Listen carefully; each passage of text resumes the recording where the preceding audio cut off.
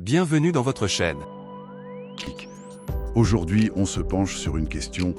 Comment est-ce qu'on détermine la valeur maximale de la fonction f de x égale sin de x plus cosinus de x? Et ça pour tout x réel. Pour cette analyse, il va falloir ressortir quelques souvenirs de trigonométrie, je pense. Oui, exactement. Avec des choix multiples. A1, b racine de 2 plus 1, C2, d racine de 2, et puis E, aucune de ces réponses. Notre mission, c'est pas juste de trouver la lettre, mais de comprendre la logique derrière. Sin de x max, c'est 1, cos de x max, c'est 1, donc 1 plus 1 égale 2, option C. Mais c'est un peu trop simple, non? Bah oui, c'est le piège classique. Le souci, c'est que sinus et cosinus, ils n'atteignent pas leur maximum exactement au même moment. Ah, d'accord. C'est là toute la subtilité. Donc pour démêler ça, il faut transformer l'expression.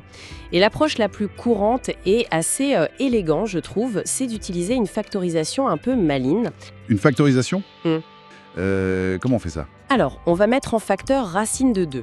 Ça donne f de x égale racine de 2, facteur 2, 1 sur racine de 2 fois sin x, plus 1 sur racine de 2 fois cos x. Ce 1 sur racine de 2, c'est une valeur qu'on connaît bien en trigo. Ah oui, c'est cosinus de pi sur 4. Et sinus de pi sur 4 aussi, précisément. Les deux valent 1 sur racine de 2, donc on peut remplacer dans notre parenthèse. On obtient f de x égale cos A, cos B, plus sin A, sin B. Et ça aurait donné f de x égale racine de 2 fois cos x moins pi sur 4. C'est équivalent, ça marche aussi bien. Ok. C'est beaucoup plus clair comme ça. Voilà. On est passé d'une somme de deux fonctions à une seule fonction trigonométrique, juste décalée et amplifiée par ce racine de 2. Voilà. Et là, pour trouver le maximum, ça devient presque évident, non? f de x égale racine de 2 cos de x moins pi sur 4. La fonction cosinus elle-même, peu importe ce qu'on met dedans, ici x moins pi sur 4, elle ne dépasse jamais 1. Sa valeur maximale, c'est 1. D'accord.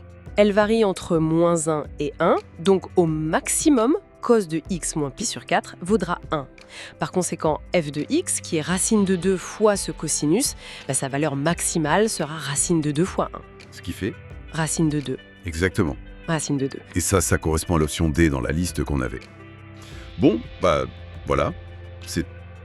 C'est élégant comme méthode. Mais il fallait y penser à cette factorisation par racine de 2. Oui, c'est l'astuce clé.